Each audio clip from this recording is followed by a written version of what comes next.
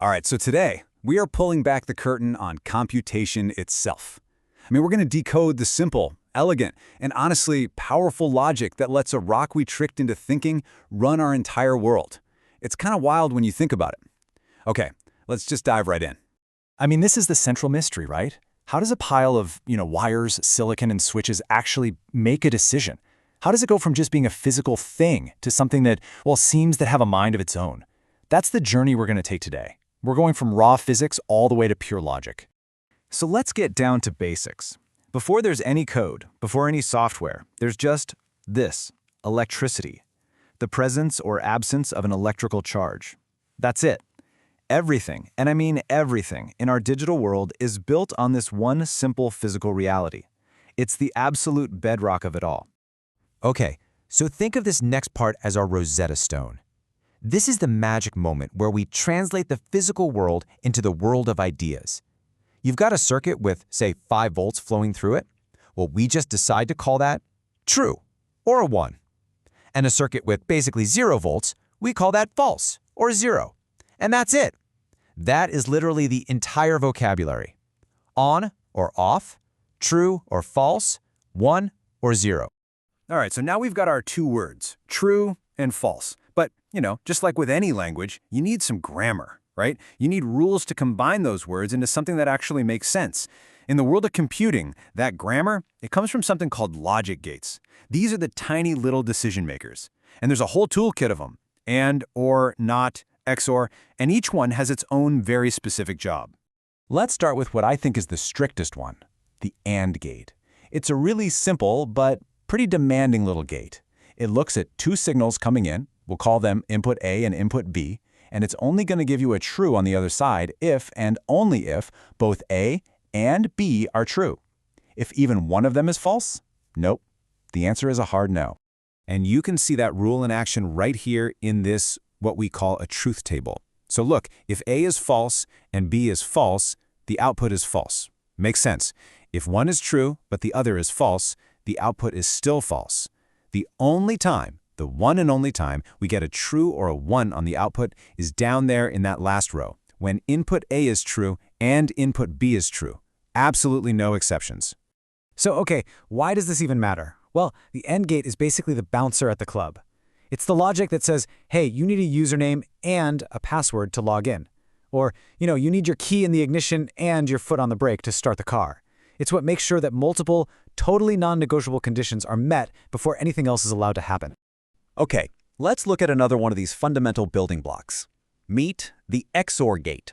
XOR stands for exclusive OR. Now, unlike the AND gate, which is all about sameness, the XOR gate is, it's fascinated by difference.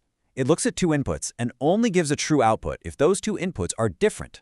And yep, you can see it right here in its own truth table. Check it out. When the inputs match, so 0 and 0, or 1 and 1, the output is 0, false.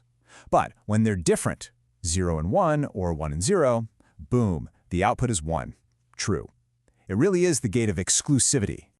Now, this super simple rule of difference, it has huge implications. Seriously, the XOR gate is a cornerstone of things like cryptography. It's used to encrypt and decrypt data just by flipping bits around. It's also fundamental to how computers do basic math, like adding binary numbers. So yeah, a very, very simple idea with some incredibly powerful applications. So we've been looking at these little tables for each gate, right? These truth tables. But here's the thing. They are so much more than just a little reference chart. They are, in a very real sense, the actual schematic for how a computer thinks. And this is the crucial point right here. Every single logical operation, I don't care how complex it seems, can be broken down and perfectly defined by a truth table. This is the blueprint for computer thought. The real power of the truth table is its absolute certainty. You see, it maps out every single possible combination of inputs to one and only one totally predictable output.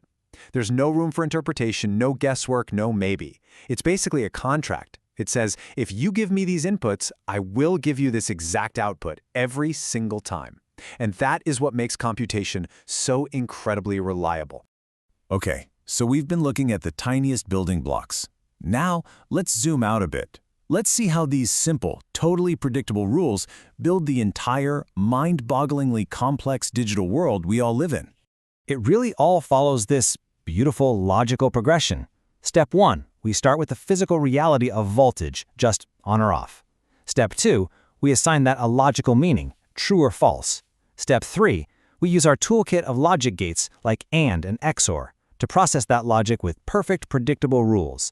And then finally, step 4, by combining millions or billions of these gates in clever ways, we get to create these unimaginably complex systems. And the scale of this, it's just staggering. I mean, inside the processor in your phone or on your computer, there are literally billions of these tiny logic gates, all of them firing in perfect concert, making trillions of these simple little logical decisions every single second. Our entire civilization, when you get right down to it, now runs on these very basic rules, just scaled up to an absolutely incredible degree. So here's the big takeaway. The machine itself, at its very core, operates on flawless, unambiguous, perfect logic. It does exactly what its truth table tells it to do 100% of the time. Which leaves us with a really fascinating question, doesn't it? If the building blocks themselves are perfect, where do all the bugs and the crashes and all the errors we see in software, where do they actually come from? Something to think about.